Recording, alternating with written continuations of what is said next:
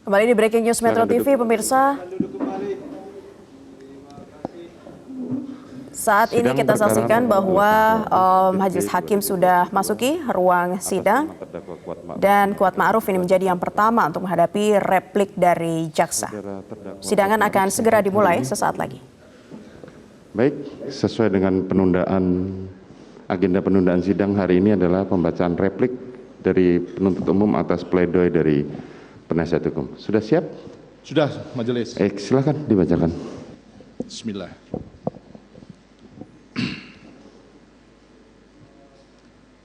Kejaksaan Negeri Jakarta Selatan untuk keadilan dan kebenaran berdasarkan ketuhanan yang Maha Esa.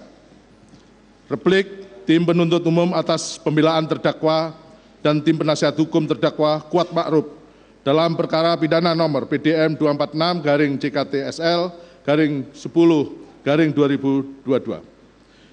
Majelis Hakim yang kami muliakan, tim penasihat hukum yang terhormat, dan para pengunjung sidang yang kami hormati, dengan memanjatkan puji syukur kehadirat Tuhan Yang Maha Esa atas taufik, hidayah, dan ridhonya lah kita telah dapat melaksanakan persidangan perkara ini dengan tertib, lancar, aman, sampai pada tahap pembacaan replik dari tim jaksa penuntut umum atas pledoi tim penasihat hukum terdakwa Kuat Ma'ruf. Pada kesempatan ini kami tidak akan secara spesifik membahas mengenai pledoi dari terdakwa Kuat Ma'ruf karena sifatnya hanya sebagai curahan hati yang sama sekali tidak menyentuh pembuktian pokok perkara yang sedang kita sidangkan ini. Untuk itu, izinkanlah kami mengucapkan terima kasih kepada Majelis Hakim yang telah memberikan kesempatan kepada kami selaku tim penuntut umum untuk mengajukan replik dalam perkara pidana ini. Rasa hormat dan penghargaan kami sampaikan pada Yang Mulia Majelis Hakim yang telah dengan tekun, cermat, sabar, serta arif memimpin jalannya persidangan perkara ini sejak digelarnya persidangan hingga saat ini di Pengadilan Negeri Jakarta Selatan. Ungkapan yang sama kami sampaikan pada tim penasihat hukum yang telah menjalankan tugasnya secara profesional dan proporsional dengan penuh semangat dan kesungguhan dalam mendampingi kliennya yang tetap dilakukan dalam kerangka hukum pidana formil sesuai dengan batasan-batasan yang diatur dalam Kitab Undang-Undang Hukum Acara Pidana. Oleh karenanya, keberadaan tim penasihat hukum menjadi satu bagian yang tidak terpisahkan dari terselenggaranya persidangan dalam perkara tindak pidana yang dilakukan oleh terdakwa Kuat Ma'ruf. Majelis Hakim yang kami muliakan, tim penasihat hukum yang terhormat, dan para pengunjung sidang yang kami hormati, memperhatikan isi nota pembelaan atau pledoi dari penasihat hukum terdakwa. Pada pokoknya memohon kepada Majelis Hakim yang menyidangkan perkara ini agar menyatakan terdakwa Kuat Ma'ruf tidak terbukti secara sah dan meyakinkan melakukan tindak pidana pembunuhan berencana atau tindak pidana pembunuhan secara bersama-sama sebagaimana dimaksud dalam pasal 340 KUHP junto pasal 55 ayat 1 ke 1 KUHP dan pasal 338 KUHP junto pasal 55 ayat 1 ke 1 KUHP. 2. Membebaskan terdakwa Kuat Ma'ruf dari segala dakwaan atau setidak-tidaknya dinyatakan lepas dari segala tuntutan. 3. Memerintahkan penuntut umum untuk mengeluarkan terdakwa Kuat Ma'ruf dari rumah tahanan Barreskrim Polri, memulihkan nama baik dan hak terdakwa Kuat Ma'ruf dalam kemampuan kedudukan, harkat, dan martabatnya seperti semula, membebankan biaya perkara dalam semua tingkatan peradilan kepada negara. Setelah tim jaksa penuntut umum mempelajari dan mencermati dengan seksama pledoi tim penasihat hukum, semakin kokohlah pendirian dan keyakinan tim jaksa penuntut umum atas surat tuntutan yang telah dibacakan dalam persidangan hari Senin tanggal 16 Januari 2023. Pledoi tim penasihat hukum didasarkan pada penilaian yang objektif guna membebaskan terdakwa dari tuntutan hukum terhadap perbuatan yang telah terdakwa lakukan, sehingga hal tersebut akan dibuktikan kembali oleh tim penuntut umum dalam replik ini, yang juga merupakan satu kesatuan yang tak terpisahkan dengan surat tuntutan yang telah kami bacakan.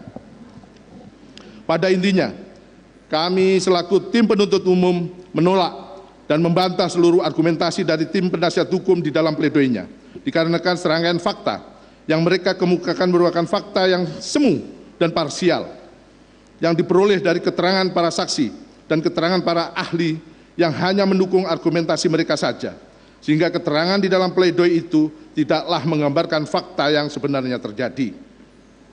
Dikarenakan apabila tim penasihat hukum menguraikan seluruh fakta persidangan secara utuh, maka akan dapat terlihat suatu kenyataan yang bertolak belakang dengan apa yang dikemukakan baik oleh tim penasihat hukum di dalam pledoi mereka, yang telah jelas menunjukkan adanya keturutsertaan terdakwa Kuat Ma'ruf dalam tindak pidana pembunuhan yang direncanakan terlebih dahulu. Karena dengan menguraikan fakta persidangan secara komprehensif, kita akan dapat melihat bagaimana rapi dan terstrukturnya tindakan terdakwa Kuat Ma'ruf dalam rangkaian turut serta merencanakan pembunuhan terhadap korban Nofriansah Yosua Huta Barat.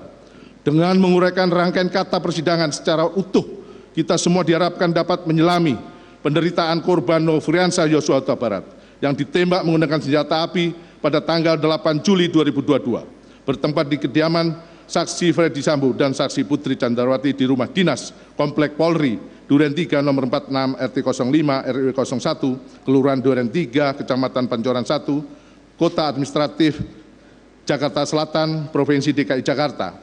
Selanjutnya disebut rumah Duren 3, yang mana tembakan tersebut mengenai batang otak kepala serta mengakibatkan luka pada dada sisi kanan yang mengenai paru-paru dan pembuluh darah besar, sehingga terjadi pendarahan yang besar yang berujung pada meninggalnya korban Nofriansah Yosua Huta Barat dengan seketika, yang juga tentunya menimbulkan kedukaan yang mendalam kepada keluarga almarhum korban Nofriansah Yosua Huta Barat akibat keturutsertaan perbuatan terdakwa Kuat Ma'ruf, bahwa terdakwa Kuat Ma'ruf dengan loyal dan patuhnya senantiasa mengikuti skenario yang dibuat oleh versi Sambo mengenai peristiwa tembak-menembak antara korban Nofriansah Yosua Huta Barat dengan saksi Richard Eliezer Budiang Lumiu.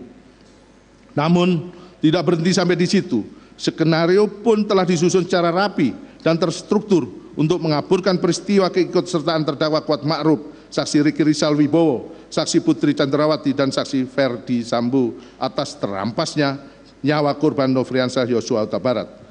Sampai dengan bergulirnya proses persidangan ini yang telah kami ungkap dalam surat tuntutan dan replik ini. Majelis hakim yang kami muliakan, tim penasihat hukum yang terhormat, dan para pengunjung sidang yang kami hormati. Sekarang sampailah kami untuk membahas mengenai beberapa hal yang kami perlu tanggapi dan luruskan, di mana pada pokoknya tim penuntut umum menolak semua isi pledoi tim penasihat hukum kecuali yang telah sesuai dengan surat tuntutan dan atau diakui oleh kami dari tim penuntut umum. Namun dari seluruh materi pledoi penasihat hukum terdapat beberapa poin yang menurut kami selaku tim penuntut umum perlu ditanggapi dan diluruskan sebagai berikut. Analisa fakta dalam replik. Terdakwa tidak memiliki motif pribadi atas terjadinya pembunuhan terhadap korban, bahwa kami, tim jaksa penuntut umum, memang menyatakan terdakwa tidak memiliki motivasi pribadi terhadap terampasnya nyawa korban Nofriansah Yosua Huta Barat yang direncanakan terlebih dahulu dan hanya mengikuti kehendak jahat pelaku lain, sebagaimana termaktub dalam surat tuntutan kami halaman 452 poin, yang hal yang meringankan karena diperoleh dari fakta persidangan bahwa terdakwa memiliki karakter yang loyal, tingkat kepatuhan yang tinggi, serta tidak mau menjadi pengkhianat, sehingga terdakwa ikut serta dengan pelaku lain mengakibatkan terampasnya nyawa korban Nofriansah Yosua Huta Barat. Agar menyamakan persepsi mengenai sifat dan kebiasaan terdakwa yang diperoleh dari fakta persidangan, maka kami akan uraikan sebagai berikut. Keterangan Dr. Anda Reni Kusumowardani, MPSI Psikolog, selaku ahli psikologi forensik. Ahli mengatakan bahwa tingkat kecerdasan terdakwa adalah di bawah rata-rata. Pada orang seusianya, terdakwa lebih lambat memahami informasi, memahami potensi, memahami keadaan sekitarnya melalui nilai-nilai moral yang diyakini dan kebiasaan yang ia alami. Ahli mengatakan bahwa informasi diberikan oleh orang yang terdekat sehari-hari dengan terdakwa belum tentu paham, namun mengandalkan pola kebiasaan dan value nilai moral yang dimiliki. Kepatuhan otoritasnya adalah tinggi, namun tidak mudah disugesti. Dan tidak terdapat kepura-puraan, sehingga kami tim penuntut umum melihat bahwa memang terdakwa Kuat Ma'ruf yang kecerdasan di bawah rata-rata, namun karena sudah bekerja pada saksi Ferdi Sambo dan saksi Putri Chandrawati sejak tahun 2008 mengakibatkan terbentuknya pola kebiasaan pada diri terdakwa Kuat Ma'ruf melayani keluarga saksi Ferdi Sambo yang berimplikasi pada tingkat kepatuhan yang tinggi. Keterangan saksi Putri Chandrawati bahwa saksi Putri Chandrawati mengatakan terdakwa Kuat Ma'ruf maupun saksi Ricky Rizal Wibowo sangat loyal kepada keluarga saksi karena sudah bekerja pada keluarga saksi sejak tahun 2008 serta selalu mengikuti keluarga saksi, bahkan ketika terdakwa di-off-kan untuk istirahat pada tahun 2021 akibat terpapar COVID-19. Namun pada tahun 2022 sebelum Lebaran terdakwa Kuat Ma'ruf dipanggil kembali untuk bekerja pada keluarga saksi Ferdi Sambo, sehingga fakta ini menunjukkan bahwa hubungan keluarga saksi Ferdi Sambo dan terdakwa Kuat Ma'ruf begitu terjalin dengan eratnya yang mengakibatkan terdakwa Kuat Ma'ruf selalu menuruti kehendak dan kemauan keluarga Ferdi Sambo selama ini. Keterangan terdakwa Kuat Ma'ruf bahwa terdakwa Kuat Ma'ruf mengatakan dirinya sangat loyal kepada keluarga saksi Ferdi Sambo. Bahkan terdakwa Kuat Ma'ruf merupakan orang yang terakhir mengaku atas skenario peristiwa tembak-menembak antara korban Nofriansah Yosua Huta Barat dan saksi Richard Eliezer Budiang Lumiu pada tanggal 8 Juli 2022 di rumah Duren 3, karena terdakwa Kuat Ma'ruf yang saking loyalnya pada keluarga saksi Ferdi Sambo yang sudah bekerja sejak tahun 2008 kepada keluarga saksi Ferdi Sambo dan tidak mau menjadi pengkhianat, tetap mempertahankan skenario bohong tersebut dibandingkan dengan para terdakwa yang lain pada saat itu meskipun sudah melalui sejumlah proses pemeriksaan yang panjang dan melelahkan. Dilanjutkan oleh izin yang mulia. Terdakwa Kuat Ma'ruf tidak mengetahui adanya pengamanan senjata milik korban Nofriansah Yosua Huta Barat yang dilakukan oleh saksi Ricky Rizal. Tanggapan penuntut umum. Sebelum kami menanggapi poin ini, maka izinkanlah kami tim penuntut umum menyampaikan dalil tim penasihat hukum yang menyatakan fakta hukum dalam surat tuntutan pada poin 3 dan poin 4 yang menyatakan terdakwa mengetahui adanya pengamanan senjata milik korban Nofriansah Yosua Huta Barat oleh Ricky Rizal Wibowo di Magelang adalah sama sekali tidak benar, serta mengatakan asumsi tim penuntut umum dalam surat tuntutannya halaman 401 sampai dengan 403 yang menyimpulkan bahwa terdakwa Kuat Ma'ruf mengetahui pengamanan senjata yang dilakukan oleh saksi Ricky Rizal Wibowo adalah tidak berdasar dan terkesan memutarbalikkan fakta yang sebenarnya karena tidak berdasarkan fakta persidangan dan alat buktinya. Vide pledoi halaman 20 adalah ilusi semata sebab poin 3 dan poin 4 pada fakta hukum dalam surat tuntutan kami tidak pernah menyebutkan adanya pengetahuan dari terdakwa Kuat Ma'ruf atas pengamanan senjata milik korban Nofriansah Yosua Huta Barat oleh saksi Ricky Rizal Wibowo di Magelang. Poin 3 hanya menjelaskan tindakan saksi Putri Chandrawati yang menelpon meminta saksi Richard Eliezer Budiang Lumiu dan saksi Ricky Rizal Wibowo untuk pulang karena mengetahui adanya keributan antara terdakwa Kuat Ma'ruf dan korban Nofriansah Yosua Huta Barat, serta poin 4 yang menjelaskan tindakan saksi Ricky Rizal Wibowo mengamankan senjata milik korban Nofriansah Yosua Huta Barat dari kamar ADC lantai 1 untuk kemudian disimpan di kamar Tri Berata Sambo lantai 2 rumah Magelang setelah mengetahui adanya keributan antara korban Nofriansah Yosua Huta Barat dan terdakwa Kuat Ma'ruf. Kemudian atas fakta hukum pada poin 9 dalam surat tuntutan yang didalilkan tim penasihat hukum tidak berdasar serta terkesan memutarbalikkan fakta adalah hanya perspektif dalam sudut pandang tim penasihat hukum semata, mengingat terdakwa Kuat Ma'ruf lah yang mengemudikan mobil Lexus B1 Mah dari Magelang menuju rumah saguling di Jakarta yang merujuk pada berbagai keterangan saksi-saksi, yakni keterangan saksi Putri Chandrawati poin 374.168 dan poin 374.248 yang mengatakan bahwa posisi tiap orang dalam mobil Lexus B1 Mah di mana terdakwa Kuat Ma'ruf sebagai driver, saksi Richard Eliezer Budiang Lumiu di sebelahnya, sedangkan saksi Putri Chandrawati dan saksi Susi berada di belakang driver. Keterangan saksi Susi poin 33 yang menyatakan bahwa terdakwa Kuat Ma'ruf diminta oleh saksi Putri Chandrawati mengemudikan mobil menuju Jakarta. Keterangan terdakwa Kuat Ma'ruf poin 1.231 yang mana terdakwa Kuat Ma'ruf membenarkan bahwa dirinya diajak oleh saksi Putri Chandrawati mengantarkan ke Jakarta. Berdasarkan keterangan para saksi tersebut dilihat adanya kesesuaian bahwa terdakwa Kuat Ma'ruf ikut ke Jakarta mengantarkan saksi Putri Chandrawati dari Magelang dan kemudian dihubungkan dengan keterangan saksi Richard Eliezer Budiang Lumiu mengenai posisi senjata steyr AUK berada di bawah kaki kursi depan dan senjata HS-23301 milik korban Nofriansah Yosua Huta Barat dalam dashboard mobil Lexus B1 Mah, sehingga menjadi tidak mungkin terdakwa Kuatma'ruf yang membawa mobil dari Magelang hingga rest area tol Cipali yang sudah memakan waktu beberapa jam perjalanan tidak melihat adanya senjata steyr AUK yang berada di bawah kursi kaki bagian depan mobil. Mengingat dimensi senjata steyr AUK adalah cukup panjang dan pasti terlihat dalam mobil karena merupakan senjata laras panjang, sehingga dapat dinilai bahwa terdakwa Kuatma'ruf mengetahui adanya pengamanan senjata yang dilakukan oleh saksi Ricky Rizal Bowo dalam mobil Lexus B1 Mah di Magelang, sekaligus membantah dalil tim penasihat hukum yang mengatakan fakta hukum nomor 9 dalam surat tuntutan adalah tidak berdasar dan terkesan memutarbalikkan fakta yang sebenarnya. Poin selanjutnya, terdakwa Kuatma'ruf tidak pernah berkomunikasi dengan saksi Ferdi Sambo selama berada di Magelang dan dalam perjalanan dari Magelang menuju Jakarta hingga rumah saguling. Tanggapan tim penuntut umum. Tim penuntut umum dalam surat tuntutannya baik dalam fakta hukum, analisa fakta maupun analisa yuridis sama sekali tidak pernah mendalilkan maupun membahas adanya komunikasi antara terdakwa Kuatma'ruf dengan saksi Ferdi Sambo selama berada di Magelang dan dalam perjalanan dari Magelang menuju Jakarta secara langsung. Namun tim penuntut umum akan menunjukkan adanya komunikasi saksi Putri Chandrawati dengan terdakwa Kuatma'ruf sebagai hasil konsensus saksi Ferdi Sambo dengan saksi Putri Chandrawati. Keberangkatan dari Magelang ke Jakarta tersebut haruslah dimulai dari adanya pembicaraan saksi Putri Chandrawati dengan saksi Ferdi Sambo pada dini hari tanggal 8 Juli 2022, yang mana saksi Ferdi Sambo merupakan individu yang membutuhkan dukungan orang lain dan merasa nyaman jika ada orang sekitar yang melindunginya sebagaimana keterangan ahli Dr. Reni Kusumawardani.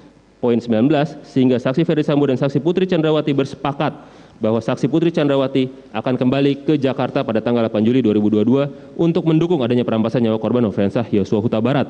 Sehingga saksi Putri Chandrawati juga mengajak saksi Ricky Rizal Bowo dan terdakwa Kuatma'ruf yang notabene-nya bertugas mengurus anak saksi Ferdi Sambo dan saksi Putri Chandrawati di Magelang.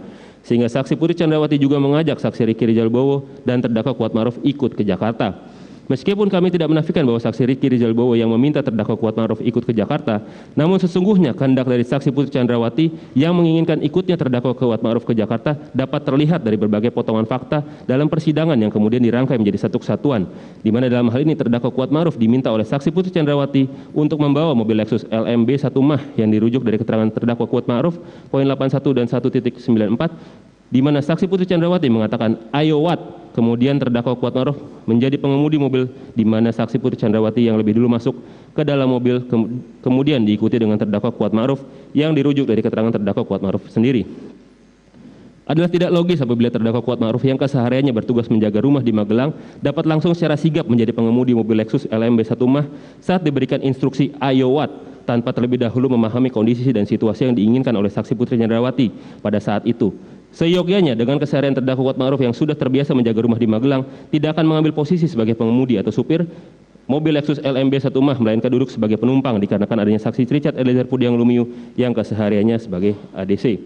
Berdasarkan fakta hukum yang kami peroleh menunjukkan secara terang adanya hasil konsensus saksi Putri Chandrawati dan saksi Ferdi Sambo melalui saksi Putri Chandrawati, atau dengan kata lain adanya komunikasi secara tidak langsung antara saksi Ferdi Sambo dengan terdakwa Kuatma'ruf sehingga terdakwa Kuatma'ruf ikut ke Jakarta mengantarkan saksi Putri Chandrawati. 5. Terdakwa Kuatma'ruf tidak pernah bertemu saksi Ferdi Sambo di lantai 3 rumah saguling guna mempersiapkan merampas nyawa korban Nofriansah Yosua Huta Barat. Tanggapan penuntut umum. Bahwa pledoi tim penasihat hukum yang menyatakan fakta hukum nomor 21 surat tuntutan bahwa terdakwa Kuatma'ruf bertemu dengan saksi Ferdi Sambo di lantai 3 rumah saguling untuk merampas nyawa korban Nofriansah Yosua Huta Barat merupakan kesimpulan berupa asumsi yang menyesatkan karena tidak didasarkan pada fakta persidangan dan alat bukti lainnya. Sesungguhnya sudah terbantahkan dalam seluruh rujukan yang diperoleh dari keterangan saksi maupun keterangan ahli yang dalam mengkonstruksikan fakta hukum nomor 21 surat tuntutan, sehingga menurut kami bahwa tim penasihat hukum lah yang sesat dalam memahami fakta hukum yang kami susun berdasarkan sumber rujukan yang justru menimbulkan kesesatan bernalar dan berpikir oleh tim penasihat hukum yang mendalilkan tidak berdasarnya kesimpulan tim penuntut umum. Namun untuk menyatukan atau tidak-tidaknya berupaya menyatukan persepsi mengenai pertemuan saksi Ferdi Sambo dan terdakwa Kuatma'ruf di lantai 3 rumah saguling, maka kami akan menjelaskan secara rinci dengan bahasa yang mudah dipahami sebagai berikut. Poin pertama, keterangan terdakwa Kuatma'ruf poin 8 dan 59. Bahwa terdakwa Kuatma'ruf mengakui bahwa ia masuk ke dalam rumah saguling mengantarkan saksi Putri Chandrawati menggunakan lift, di mana terdakwa Kuatma'ruf naik ke lantai 3 sebanyak 2 kali, di mana durasi naik turunnya terdakwa Kuatma'ruf adalah kurang lebih 3 menit. Keterangan saksi Putri Chandrawati poin 2, 17, 328 dan 374.97 bahwa saksi mengatakan terdakwa Kuatma'ruf dan saksi Ricky Rizal Wibowo sangat loyal kepada saksi. Kemudian dihubungkan dengan keterangan saksi yang mengatakan lantai 3 rumah saguling merupakan ruang privat. Tidak pernah ada ajudan yang masuk tanpa izin. Dan juga dihubungkan dengan keterangan saksi dalam persidangan yang tidak mengetahui mengapa terdakwa Kuatma'ruf ikut dengan saksi naik ke lantai 3 rumah saguling, padahal saksi tidak ada memerintahkannya untuk ikut. Sehingga dinilai adanya kehendak sengaja dari saksi Putri Chandrawati mengajak terdakwa Kuatma'ruf yang loyal, tingkat kepatuhannya tinggi, dan tidak mau menjadi pengkhianat karena sudah bekerja sejak tahun 2008 kepada keluarga saksi untuk bertemu dengan saksi Ferdi Sambo di lantai 3 rumah saguling. Yang mana ruangan tersebut merupakan ruang privat yang tidak dapat dimasuki oleh para ajudan tanpa adanya perintah. Poin selanjutnya, keterangan Dr. Randa Reni Kusumawardani. Poin 27. Bahwa tingkat kecerdasannya terdakwa Kuatma'ruf di bawah rata-rata pada orang seusianya, lebih lambat memahami informasi, memahami potensi, memahami keadaan sekitarnya melalui nilai-nilai moral yang diyakini dan kebiasaan yang ia alami. Ahli mengatakan bahwa informasi diberikan oleh orang yang terdekat sehari-hari dengan terdakwa Kuatma'ruf belum tentu paham, namun mengandalkan pola kebiasaan dan value nilai moral yang dimiliki. Kepatuhan otoritas adalah tinggi namun tidak mudah disugesti dan tidak terdapat kepura-puraan sehingga dapat dilihat hemat kami bahwa terdakwa Kuatma'ruf yang sudah bekerja sejak tahun 2008 dengan keluarga saksi Ferdi Sambo dengan tingkat kepatuhan yang tinggi tidak mungkin akan naik ke lantai 3 rumah saguling yang merupakan ruang private keluarga saksi Ferdi Sambo kecuali adanya izin ataupun perintah dari saksi Ferdi Sambo maupun saksi Putri Chandrawati. Keterangan Profesor Dr. Muhammad Mustafa, poin 22 dan 24. Ahli mengatakan dalam perencanaan terdapat aktor intelektual yang membagi-bagi tugas kerja agar jangan terlihat seperti perencanaan. Dan ahli mengatakan bahwa terdakwa Kuatma'ruf dan saksi Ricky Rizal Wibowo adalah diikutsertakan. Keterangan ahli Heri Prianto selaku ahli digital forensik, poin 77 dan 79. Ahli memutarkan rekaman CCTV rumah saguling pada pukul 15.17 waktu CCTV di mana terlihat terdakwa Kuatma'ruf masuk ke dalam lift bersama saksi Putri Chandrawati ke lantai 3 rumah saguling, sedangkan saksi Susi mengikuti uji swab PCR di lantai 1. Kemudian pada pukul 15.0333 waktu CCTV terlihat terdakwa Kuatma'ruf melalui tangga kemudian keluar. Sehingga terhitung durasi terdakwa Kuatma'ruf hingga kembali ke lantai 1 adalah kurang lebih 3 menit 16 detik, yang mana pada umumnya waktu yang dibutuhkan lift untuk naik ke lantai 1 hingga ke lantai 3 hanya menghabiskan beberapa detik saja, dan waktu menuruni tangga dari lantai 3 hingga ke lantai 1 tidak sampai membutuhkan waktu 1 menit dalam keadaan berjalan yang normal. Sehingga terdakwa Kuatma'ruf masih memiliki sisa waktu yang cukup di lantai 3 rumah saguling untuk bertemu dan berkomunikasi dengan saksi Ferdi Sambo yang sekaligus membantah 2 poin pledoi tim penasihat hukum yang mengatakan tidak bertemu terdakwa Kuatma'ruf dan saksi Ferdi Sambo di lantai 3 rumah saguling. Vide pledoi halaman 22 dan dalil tim penasihat hukum yang menyatakan terdakwa Kuatma'ruf hanya 1 kali bertemu dengan saksi Ferdi Sambo di rumah Duren 3, yakni saat diperintah memanggil korban Nofriansyah Yosua Huta Barat dan saksi Ricky Rizal Wibowo.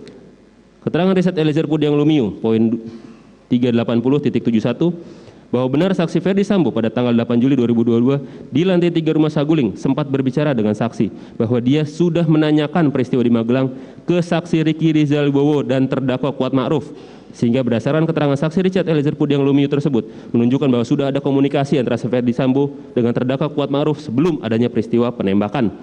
Majelis Hakim pada pemeriksaan persidangan saksi Putri Chandrawati untuk terdakwa Kuatma'ruf yang merupakan bagian tidak terpisahkan dari keterangan yang diberikan saksi Putri Chandrawati dalam perkara Akuo menunjukkan rekaman CCTV yang dengan mode slow motion yang mana saksi Putri Chandrawati terlihat memanggil terdakwa Kuatma'ruf yang diwujudkan melalui gerakan tangan untuk masuk ke dalam rumah saguling, yang mana kemudian terdakwa Kuatma'ruf dan saksi Putri Chandrawati masuk ke dalam lift dan naik ke lantai 3. Gambar terlampir yang mulia. Dilanjutkan. Izin lanjutkan yang mulia. 6. Terdakwa Kuatma'ruf tidak mengetahui adanya pembicaraan antara saksi Ricky Rizal Wibowo, saksi Richard Eliezer Pudiang Lumiu dengan saksi Ferdi Sambo di lantai 3 rumah saguling. Tanggapan. Tim penuntut umum dalam surat tuntutannya baik dalam fakta hukum, analisa fakta maupun analisa yuridis sama sekali tidak pernah membahas adanya pengetahuan terdakwa Kuatma'ruf mengenai pembicaraan antara saksi Ricky Rizal Wibowo, saksi Richard Eliezer Pudiang Lumiu dengan saksi Ferdi Sambo di lantai 3 rumah saguling, sehingga dalil dari tim penasihat hukum dalam pledoinya halaman 23 adalah perlu dikesampingkan. 7. Terdakwa Kuat Ma'ruf baru menerima arahan terkait dengan skenario tembak-menembak saat berada di lantai 3 Biro Propos dari saksi Ferdi Sambo. Tanggapan bahwa dalil yang disampaikan dalam pledoi tim penasihat hukum halaman 25 sesungguhnya telah diuraikan secara jelas dan lengkap oleh kami tim penuntut umum sebagaimana yang diuraikan dalam fakta hukum nomor 57 vide surat tuntutan halaman 421.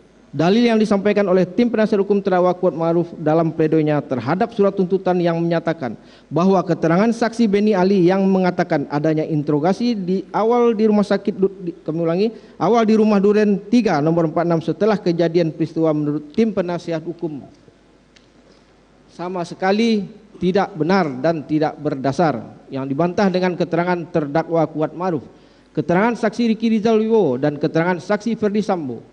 Apabila dilihat dari keterangan saksi yang menjadi rujukan tim penasihat hukum tersebut adalah mereka yang memberikan kejujuran secara setengah hati karena memberikan keterangan secara berbelit-belit, bertentangan dengan akal sehat dan tidak mengetahui secara utuh perbuatannya dalam turut serta dengan rencana terlebih dahulu merampas nyawa korban Nofriansah Yosua Huta Barat yang tidak didukung oleh alat bukti lain selain daripada keterangan mereka sendiri. Sehingga keterangan yang disampaikan oleh para saksi Riki Rizal Wibowo dan keterangan saksi Ferdi Sambo yang juga menjadi terdakwa Kuat Ma'ruf dalam berkas perkara yang dituntut secara terpisah tersebut tidaklah objektif dalam mengungkap suatu kebenaran material, sehingga dalil dari tim penasihat hukum tersebut sangatlah lemah dan rapuh untuk dijadikan landasan berpikir yang logis. Hal ini sejalan dengan ketentuan pasal 185 ayat 6 huruf C dan D KUHP tentang cara menilai kebenaran keterangan saksi, di mana haruslah diperhatikan alasan yang mungkin dipergunakan oleh saksi untuk memberi keterangan tertentu dan cara hidup dan kesusilaan saksi serta segala sesuatu yang pada umumnya dapat mempengaruhi dapat tidaknya keterangan itu dipercaya. Bahwa dengan merujuk pada pasal AKUO perlu dipahami jika kualitas keterangan saksi Riki Rizal Wibowo dan keterangan saksi Ferdi Sambo berbeda dengan keterangan dari saksi Richard Eliezer Pudiang Lumiu yang masuk dalam kategori saksi pelaku yang bekerja sama dan secara konsisten sudah mengakui dan menerangkan secara jelas peristiwa tindak pidana yang sebenarnya terjadi selama dalam proses persidangan, sehingga dapat terungkap gambaran utuh dari tindak pidana yang didakwakan oleh tim penuntut umum. Kami tim penuntut umum mencoba meluruskan kembali fakta yang telah digeser dari tim penasihat hukum yang tentunya kami mendasarkannya pada berbagai keterangan saksi yang lebih objektif dibandingkan keterangan saksi yang diajukan oleh tim penasihat hukum. Ukurannya objektif yang kami maksudkan di sini karena berdasarkan 4 keterangan saksi yang menjadi rujukan kami berasal dari 2 divisi berbeda dalam lingkungan Polri, dan para saksi yang terbagi menjadi 2 klaster tersebut sebelumnya tidak melakukan komunikasi pasca kejadian di Duren 3 nomor 46 serta melakukan interogasi kepada terdakwa Kuat Ma'ruf tidak dalam waktu yang bersamaan yang kami tunjukkan sebagai berikut. Keterangan saksi Beni Ali poin 11 dan 12 bahwa saksi melihat terdakwa Kuat Ma'ruf pada saat saksi tiba di TKP. Saksi mulanya bertanya kepada saksi Richard Eliezer Pudiang Lumiu ketika menyerahkan senjata mengenai kejadian yang terjadi. Saksi Richard Eliezer Pudiang Lumiu mengatakan berada di atas bersama terdakwa Kuat Ma'ruf. Selanjutnya saksi Richard Eliezer Pudiang Lumiu mendengar suara teriakan, kemudian turun, kemudian ada korban Nofriansah Yosua Huta Barat depan kamar dan ditanya ada apa oleh saksi Richard Eliezer Pudiang Lumiu, namun dibalas tembakan dan terjadi tembakan yang mengakibatkan meninggalnya korban Nofriansah Yosua Huta Barat poin 11. Sedangkan terdakwa Kuat Ma'ruf pada saat itu ada di dapur, kemudian saksi menanyakan keberadaannya dan terdakwa Kuat Ma'ruf menjawab saat ledakan di atas ingin menutup pintu kemudian takut dan tiarap poin 12. Kemudian keterangan dari saksi Susanto Haris poin 12 bahwa saksi melihat dan mendengar saksi Beni Ali menanyakan keberadaan terdakwa Kuat Ma'ruf saat terjadi peristiwa di rumah Duren 3 nomor 46 kepada terdakwa Kuat Ma'ruf, yang dijawab berada di lantai 2. Begitu juga dengan saksi Richard Eliezer Pudiang Lumiu, sedangkan saksi Riki Rizal Wibowo bersembunyi di balik kulkas setelah tembak menembak. Selanjutnya, keterangan dari saksi Rifaizal Samuel dari Polres Metro Jakarta Selatan pada poin 16, 17, dan 18 bahwa saksi mengatakan saksi Richard Eliezer Pudihang Lumiu saat peristiwa berada di lantai 2 mendengar suara minta tolong. Saksi Richard Eliezer Pudihang Lumiu kemudian menanyakan kepada korban Nofriansah Yosua Huta Barat mengenai apa yang terjadi. Justru ditembak oleh korban Nofriansah Yosua Huta Barat. Kemudian dibalas tembakan oleh saksi Richard Eliezer Pudihang Lumiu sehingga terjadi tembak-menembak dalam kurung poin 16. Kemudian saksi Riki Rizal Wibowo dan terdakwa Kuat Ma'ruf juga membenarkan terjadi peristiwa tembak-menembak pada poin 17 dan saksi juga mengatakan saat menanyakan saksi Richard Eliezer Pudihang Lumiu juga terdapat saksi Riki Rizal Wibowo dan terdakwa Kuat Ma'ruf dalam kurung poin 18.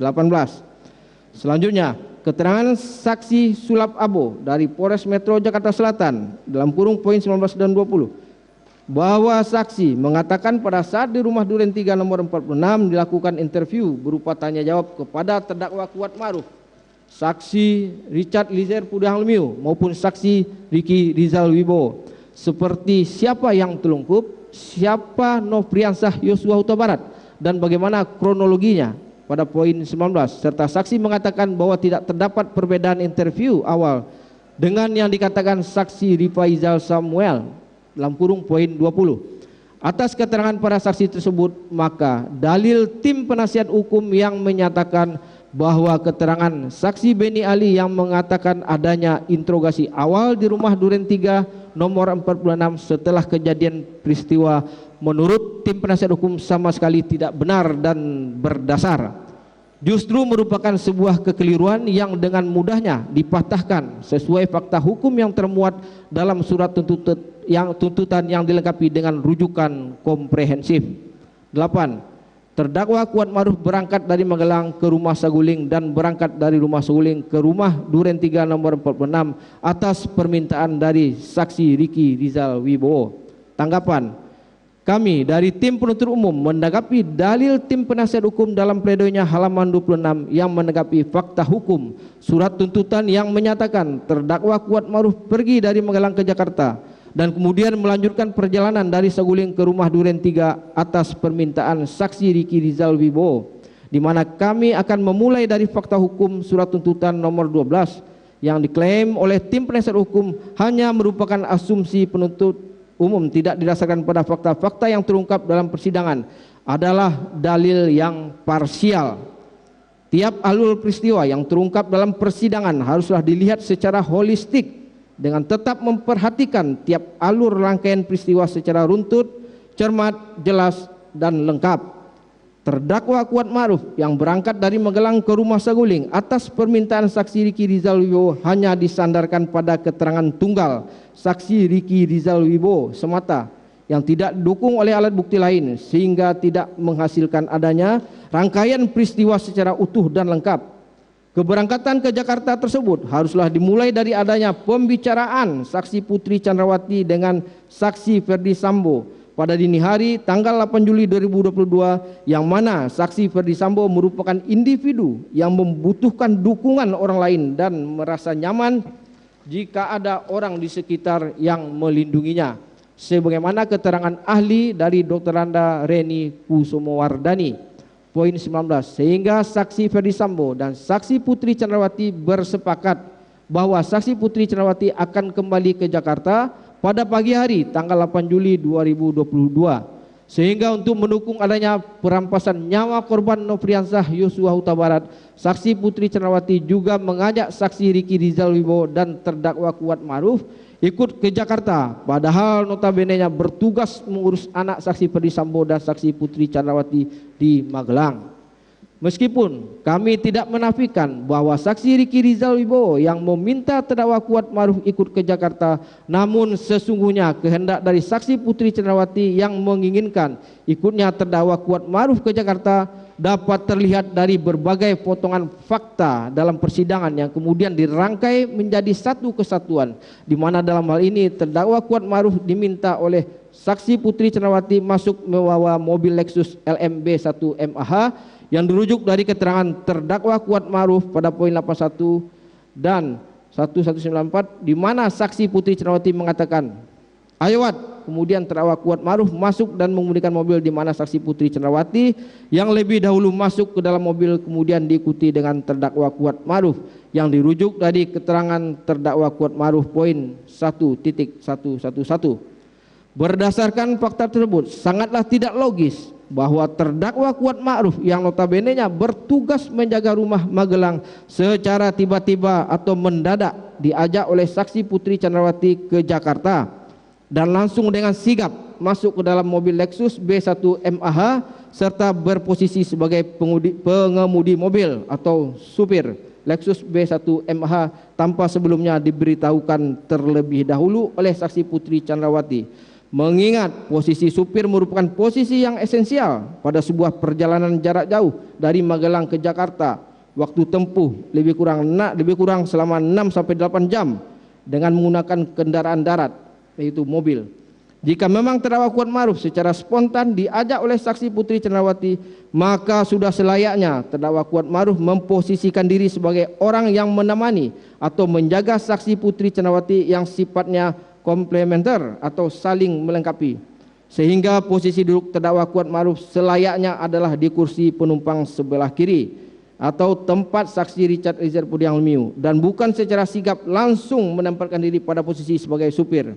Dari uraian ini dapat dinilai bahwa terdakwa Kuat Ma'ruf sesungguhnya sudah mengetahui jika dirinya akan ikut ke Jakarta sebelum diberitahu oleh saksi Ricky Rizal Wibowo.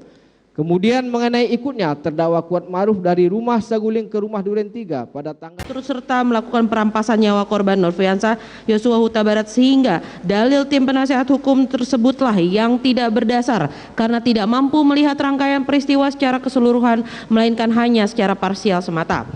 9. Alasan terdakwa Kuat Ma'ruf membawa pisau dapur semata-mata hanya untuk melindungi diri dan bukan untuk mempersiapkan pelaksanaan pembunuhan di rumah Duren 3 nomor 49. Tanggapan terhadap pledoi tim penasehat hukum yang mengatakan bahwa terdakwa Kuat Ma'ruf membawa pisau dari Magelang hingga Jakarta merupakan bagian dari perencanaan adalah dalil yang keliru dan tidak berdasar, justru merupakan dalil yang menyesatkan dan membahayakan. Keterangan saksi Azan Romer, keterangan saksi Ridwan R. Somplanit, dan keterangan saksi Ricky Rizal Wibowo yang dirujuk dalam pledoi tim penasehat hukum halaman 28 satu pun tidak menguatkan atau membantah adanya perbuatan terdakwa Kuat Ma'ruf yang membawa pisau dari Magelang ke Jakarta sebagai bagian dari perencanaan untuk mendukung perampasan nyawa korban Nofriansah Yosua Huta Barat. Pada poin ini kami tim penuntut umum tidak akan menggunakan berbagai rujukan maupun teori-teori untuk membantah dalil tim penasehat hukum. Namun tim penuntut umum mengajak kita semua melihat adanya peristiwa notorious atau peristiwa yang tidak perlu dibuktikan karena sudah diketahui umum sebagaimana diatur dalam pasal 184 ayat 2 KUHP yang kami kupas secara tuntas dalam kedua poin sebagai berikut.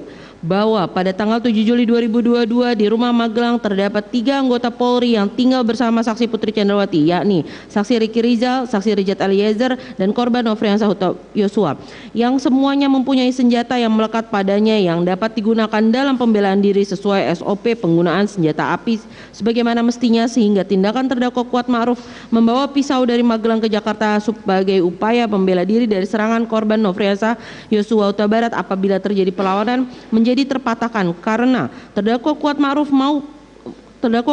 pun mengetahui bahwa selain korban Nofriansah Yosua Huta Barat dalam rumah Magelang masih ada saksi Ricky Rizal maupun saksi Richard Eliezer yang merupakan anggota kepolisian yang juga tentunya mempunyai senjata api. Tindakan terdakwa Kuat Ma'ruf yang membawa pisau justru menunjukkan adanya kehendak dari terdakwa Kuat Ma'ruf mengikuti kemauan pelaku lain merencanakan perampasan terhadap nyawa korban Nofriansah Yosua Huta Barat. Bahwa kita semua mengetahui bahwa penggunaan pisau dalam rangka pembelaan diri dari serangan dengan penggunaan senjata api secara kualitatif adalah tidak proporsional, di mana penggunaan senjata api dengan menarik pelatuknya saja mengakibatkan tembakan berupa peluru dalam waktu yang sekejap mengenai sasaran yang dibidik oleh penembak, yang tentunya berbeda dengan penggunaan pisau dapur yang tidak memiliki daya kecepatan seperti senjata api dalam menyerang seseorang apabila digunakan untuk membela diri, sehingga tindakan terdakwa Kuat Ma'ruf yang membawa pisau dapur sebagai bagian dari keturutsertaan perencanaan merampas nyawa korban Nofriansah Yosua Huta Barat menjadi sangat kuat yang didukung oleh fakta bahwa terdakwa Kuat Ma'ruf hanyalah seorang warga sipil yang tidak dilengkapi senjata api sehingga tidak perlu menggunakan pisau dapur sebagai bentuk pengamanan terhadap perlawanan korban Nofriansah Yosua Huta Barat, di mana sebelumnya sudah ada para ajudan lain yang dilengkapi dengan senjata api yang telah dijelaskan dalam poin sebelumnya. Sehingga berdasarkan 2 poin argumentasi yang tim penuntut umum sampaikan dengan sangat mudahnya dapat membantah dalil tim penasihat hukum yang mengatakan bahwa penuntut umum keliru mengaitkan perbuatan terdakwa Kuat Ma'ruf membawa pisau merupakan bagian dari pelaksanaan pembunuhan korban di rumah Duren 3 nomor 46. Vide pledoi halaman 29. 10. Terdakwa Kuat Ma'ruf tidak pernah dijanjikan sesuatu oleh saksi Ferdi Sambo sebelum terjadinya tindak pidana. Tanggapan, tim penuntut umum sesungguhnya dalam surat tuntutan tidak menyebutkan adanya janji yang diberikan saksi Ferdi Sambo kepada terdakwa Kuat Ma'ruf sebelum terjadinya tindak pidana. Namun tim penuntut umum dengan senang hati akan mengkonstruksikan adanya janji tersebut sehingga dapat dipahami oleh tim penasihat hukum yang juga dapat memperluas khasanah pengetahuan kita semua melalui penalaran hukum dalam perkara akuo. Dibutuhkan suatu penalaran hukum yang kuat guna memahami konstruksi ataupun anatomi kasus yang terdapat di dalamnya. Penalaran hukum sendiri adalah penerapan prinsip berpikir lurus atau logika dalam memahami prinsip, aturan, data, fakta, dan argumentasi hukum dalam mempelajari penalaran hukum. Logika dipahami secara lebih sempit, yaitu sebagai ilmu tentang penarikan kesimpulan secara valid dari berbagai data, fakta, persoalan, dan argumentasi hukum. Dengan demikian, arti penalaran hukum atau legal reasoning tidak menunjukkan bentuk penalaran lain di luar logika, melainkan penerapan asas berpikir dari logika dalam bidang hukum itu sendiri. Dalam pengertian lain, tidak ada penalaran hukum di luar logika dan tidak ada penalaran hukum tanpa logika. Penalaran hukum ini sangat dibutuhkan khususnya untuk memahami secara logis konstruksi dan anatomi kasus yang terdapat dalam perkara akuo, dikarenakan ditemukannya berbagai fakta-fakta yang hilang sehingga fakta yang sesungguhnya harus diungkap guna menemukan kebenaran kemudian disusun secara utuh ibarat menyusun serangkaian puzzle. Sehingga kami tim penuntut umum mengatasi berbagai kekosongan fakta tersebut dengan menarik kesimpulan dari berbagai fakta dan persoalan yang muncul dalam persidangan sebagai berikut. Keterangan Profesor Dr. Muhammad Mustafa MA selaku ahli kriminologi Universitas Indonesia pada poin 10 di mana ahli mengatakan bahwa pada pembunuhan berencana pelaku biasanya akan meninggalkan jejak setelah peristiwa terjadi. Ia menyadari kesalahan dan berusaha menghilangkannya. Yang oleh kami tim penuntut umum dalam perkara akuo, tindakan menghilangkan jejak tersebut disimpulkan dengan adanya pemberian alat komunikasi berupa handphone berjenis iPhone 13 Pro Max oleh saksi Ferdi Sambo kepada terdakwa Kuat Ma'ruf. Keterangan terdakwa pada poin 48, saksi Richard Eliezer pada poin 380.53 dan saksi Ricky Rizal pada poin 109 dan 111 pada malam hari tanggal 10 Juli 2022 di ruang kerja saksi Ferdi Sambo yang berada di lantai 2 Rumah Saguling untuk menghilangkan jejak komunikasi terutama mengenai janji dari saksi Ferdi Sambo kepada terdakwa Kuat Ma'ruf, saksi Richard Eliezer dan saksi Ricky Rizal sebelum adanya penembakan pada tanggal 8 Juli 2022 guna mengabur peristiwa agar tidak terlihat seperti perencanaan. Janji tersebut juga akan sangat erat kaitannya dengan sejumlah uang dalam amplop yang akan diberikan oleh saksi Ferdi Sambo kepada terdakwa Kuat Ma'ruf dan saksi Ricky Rizal masing-masing sebesar 500 juta rupiah dan kepada saksi Richard Eliezer dengan nominal uang sebesar 1 miliar rupiah yang dirujuk dari keterangan saksi Ricky Rizal pada poin 108, 110, 116, 245.63 dan 245.75 serta keterangan saksi Richard Eliezer pada poin 225 dan 380.53 dan keterangan terdakwa Kuat Ma'ruf poin 1218, poin 47, 53 dan 54. Berdasarkan pemaparan oleh kami tim penuntut umum, maka dapat disimpulkan bahwa terbukti adanya janji yang diberikan oleh saksi Ferdi Sambo kepada terdakwa Kuat Ma'ruf sebelum kejadian yang sekalipun tidak secara eksplisit terlihat dalam persidangan karena banyaknya barang dan alat bukti yang sengaja dihilangkan, namun dengan logika berpikir melalui penalaran hukum sebagaimana yang telah tim penuntut umum uraikan di atas, tidak dapat menutupi adanya janji yang dinyatakan oleh saksi Ferdi Sambo sebelum penembakan sehingga dalih tim penasehat hukum yang hanya berdasarkan pada keterangan saksi Ferdi Sambo tidak didukung alat bukti lain maupun konsep penalaran hukum dan logika berpikir menjadi terpatahkan dengan seketika. 11. Terdakwa Kuat Ma'ruf tidak memiliki sifat manipulatif. Tanggapan, kami mengutip pledoi tim penasihat hukum pada halaman 30 yang menyatakan bahwa sungguh naifnya proses hukum untuk membuktikan bersalah atau tidaknya seorang terdakwa didasarkan pada hasil tes poligraf yang kemudian menolak hasil pemeriksaan poligraf yang mengindikasikan terdakwa Kuat Ma'ruf berbohong karena terdakwa Kuat Ma'ruf menjawab tidak melihat saat ditanya oleh pemeriksa apakah terdakwa Kuatma'ruf melihat saksi Ferdisambo menembak korban Nofriansah Yosua Huta Barat. Namun perlu ditegaskan bahwa dalih tim penasihat hukum adalah tidak jelas dan tidak konsisten, sehingga dalih tim penasihat hukum yang demikian akan berimplikasi juga pada menolaknya hasil pemeriksaan terdakwa Kuatma'ruf yang terindikasi jujur, mengatakan tidak kepada pemeriksa saat diberi pertanyaan apakah melihat persetubuhan antara saksi Putri Chandrawati dan korban Nofriansah Yosua Huta Barat. Bukan maksud tim penuntut umum untuk menggurui tim penasihat hukum. Namun kami harus menyampaikan bahwa dalam menolak suatu dalil harus secara tegas menyebutkan secara jelas bagian mana dari hasil pemeriksaan poligraf yang dibantah. Apabila bantahan tersebut hanya diuraikan sebagaimana dalam pledoi halaman 30 akan menimbulkan ambiguitas untuk hasil pemeriksaan lainnya yang sebenarnya justru menguntungkan bagi terdakwa Kuatma'ruf sendiri.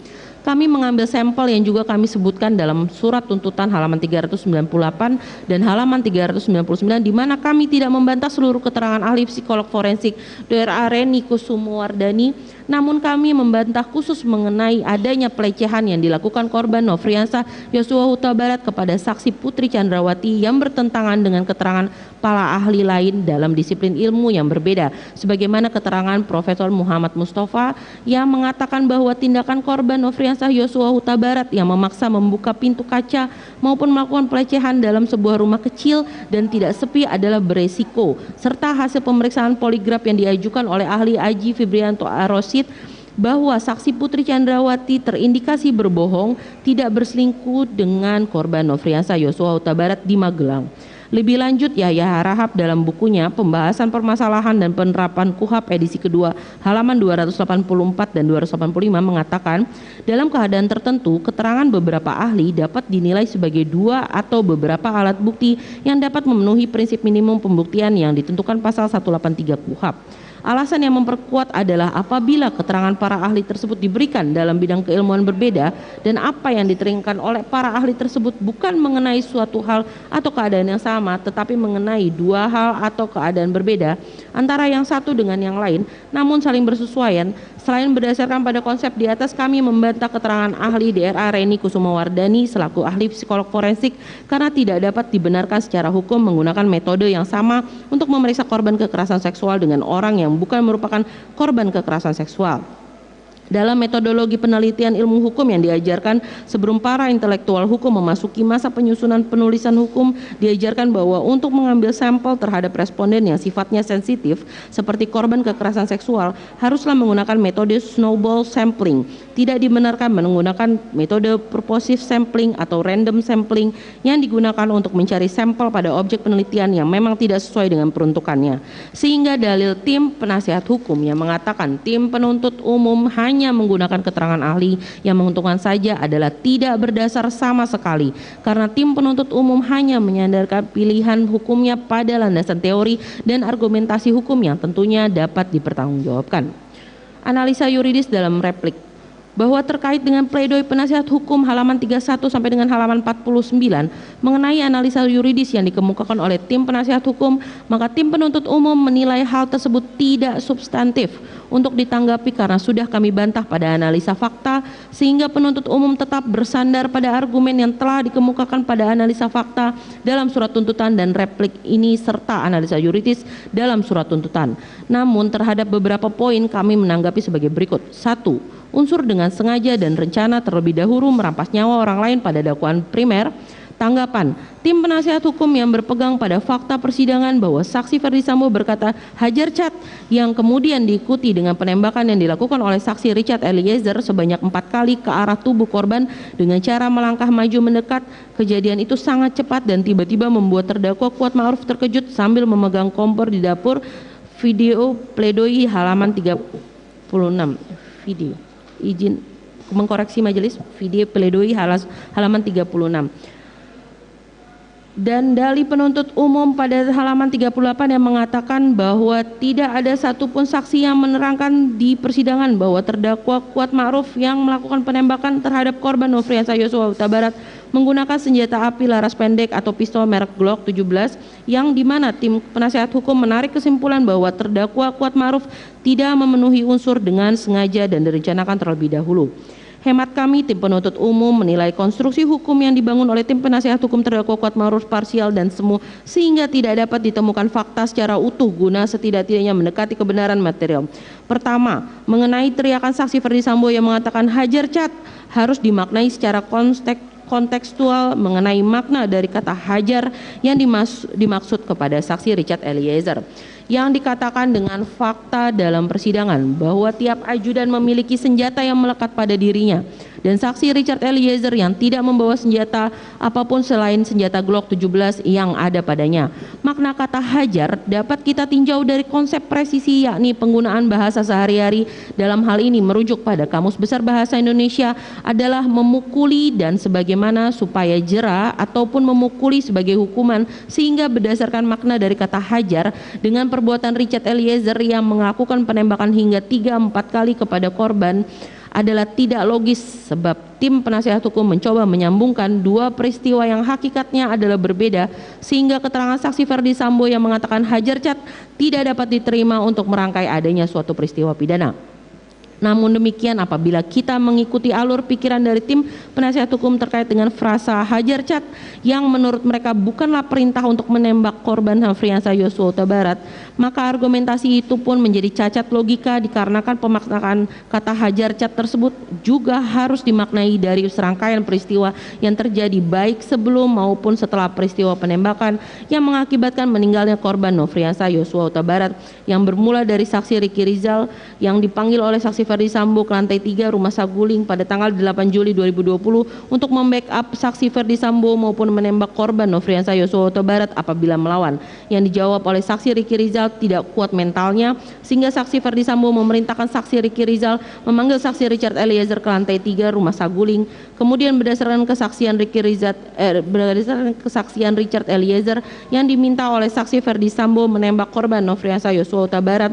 Kemudian saksi Richard Eliezer diberikan tambahan amunisi sebanyak 1 kotak di lantai 3 Rumah Saguling pada tanggal 8 Juli 2022 yang kemudian saksi Richard Eliezer menembakkan amunisi dalam senjata Glock 17 miliknya namun tidak sampai penuh dan juga harus dihubungkan dengan peristiwa di Rumah Duren 3 yang mana saksi Ferdi Sambo meminta saksi Richard Eliezer mengokang senjatanya dan memerintahkan korban Nofriansah Yosua Huta Barat untuk berlutut setelah sebelumnya ditarik lehernya.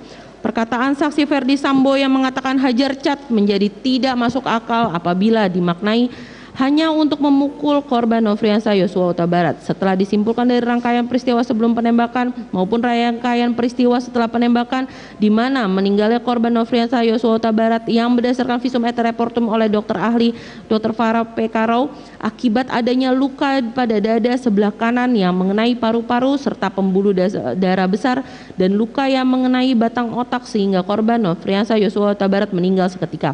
Sehingga berdasarkan rangkaian peristiwa tersebut maka menjadi logis dan masuk akal bahwa perintah hajar cat tersebut adalah perintah yang diberikan saksi Ferdi Sambo pada saksi Richard Eliezer untuk menembak korban Nofriansah Yosua Huta Barat sampai meninggal dunia.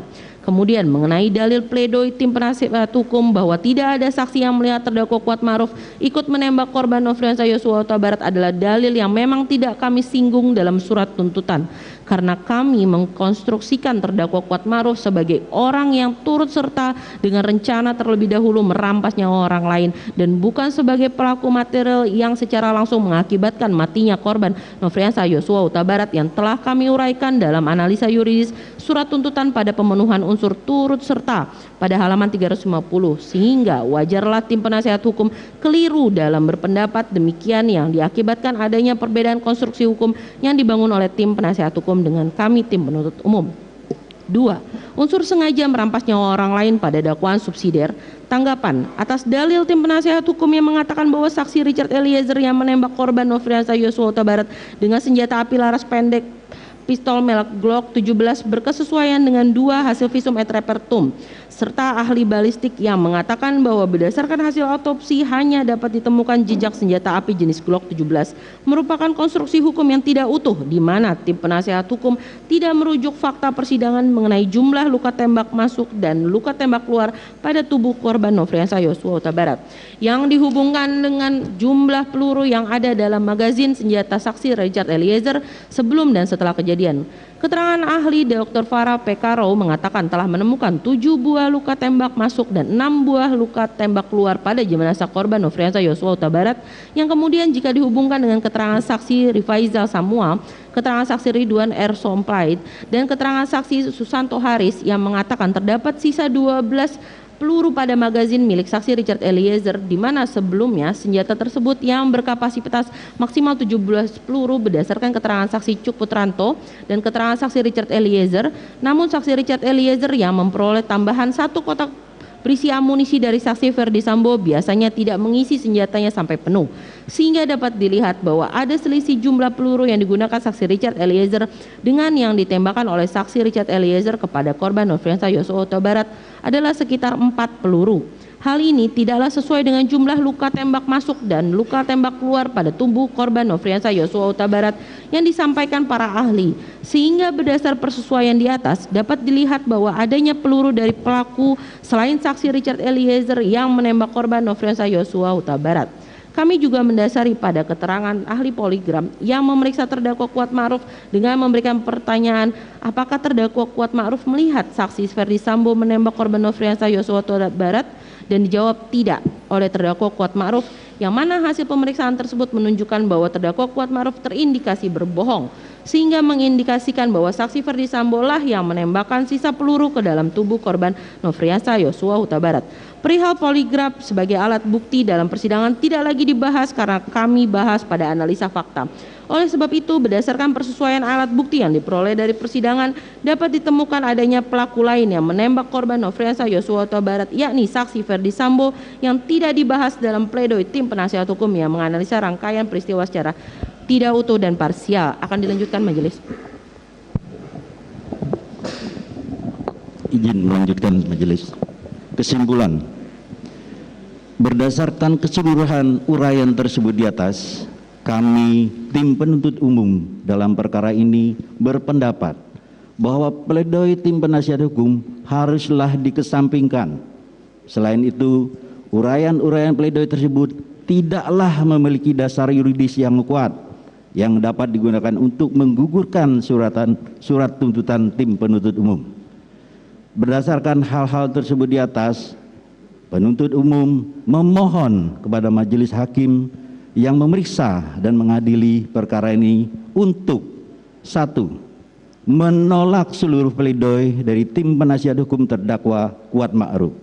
2. Menjatuhkan putusan sebagaimana diktum tuntutan penuntut umum yang telah dibacakan pada hari Senin tanggal 16 Januari 2023. Demikian defrik tim penuntut umum atas pledoi tim penasihat hukum terdakwa Kuat Ma'ruf yang telah kami bacakan dalam persidangan hari ini, Jumat tanggal 27 Januari 2023. Selanjutnya, kami menyerahkan sepenuhnya kepada majelis hakim yang mulia untuk memutuskan perkara ini dengan seadil-adilnya. Sekian, terima kasih.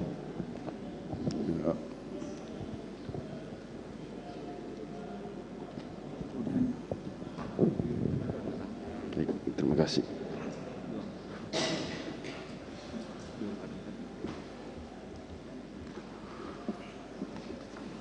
Selanjutnya kami berikan kesempatan kepada penasihat hukum terdakwa untuk menanggapi replik dari saudara jaksa penuntut umum pada hari Selasa yang akan datang. Ya.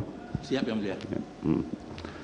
Baik, kepada terdakwa Kuat Ma'ruf, saudara diperintahkan untuk kembali ke dalam tahanan. Sidang perkara nomor 800 PIT B 2022 atas nama terdakwa Kuat Ma'ruf dinyatakan ditutup. Pada jaksa penuntut umum kita lanjutkan pukul 15.00 dengan agenda. Pemirsa, baru saja kita saksikan sidang replik atas Kuat Ma'ruf akan pledoi yang kemarin sudah ia sampaikan, di mana jaksa penuntut umum mengawali dengan menanggapi isi pledoi yang pokoknya adalah Kuat Ma'ruf ini tidak terbukti secara sah dan melakukan pembunuhan berencana, meminta dibebaskan dari segala dakwaan dan dikeluarkan dari rutan, serta meminta dipulihkan nama baiknya seperti semula. Setelah mempelajari isi dan juga pokok-pokok dari pledoi yang sudah dibacakan oleh Kuat Ma'ruf pada sidang sebelumnya, jaksa penuntut umum semakin yakin bahwa Kuat Ma'ruf masih melakukan tindak pidana pembunuhan berencana. Dengan sejumlah fakta-fakta yang dihadirkan dalam pledoi disebutkan oleh jaksa penuntut umum, ini sifatnya adalah objektif dan juga hanya menghadirkan sejumlah informasi ataupun bukti-bukti yang sesuai ataupun yang sesuai dengan apa yang diingin sampaikan oleh pihak dari pengacara Kuat Ma'ruf. Adapun fakta persidangan dikatakan oleh jaksa penuntut umum sudah komprehensif dan juga bisa dilihat bagaimana terstrukturnya peran Kuat Ma'ruf dalam pembunuhan berencana, serta beberapa hal yang perlu ditanggapi oleh JPU ini juga diluruskan sesuai dengan analisa fakta terdakwa yang mengatakan sebelumnya tidak memiliki motif pribadi atas pembunuhan terhadap Brigadir Yosua.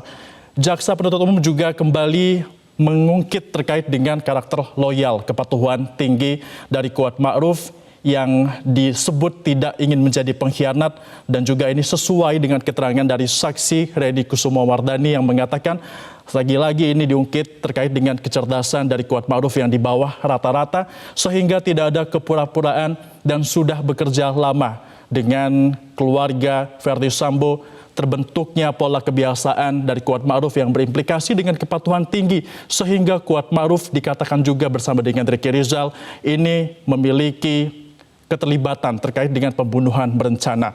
Kesimpulan dari jaksa penuntut umum dalam replik kali ini ialah yang pertama, jaksa penuntut umum meminta kepada majelis hakim agar pledoi yang sebelumnya sudah dibacakan oleh Kuat Ma'ruf ini dikesampingkan. Kemudian juga memohon kepada majelis hakim untuk menolak seluruh pledoi yang sudah disusun oleh Kuat Ma'ruf, menjatuhkan putusan sebagaimana diktum dari penuntut umum yang sudah dibacakan sebelumnya.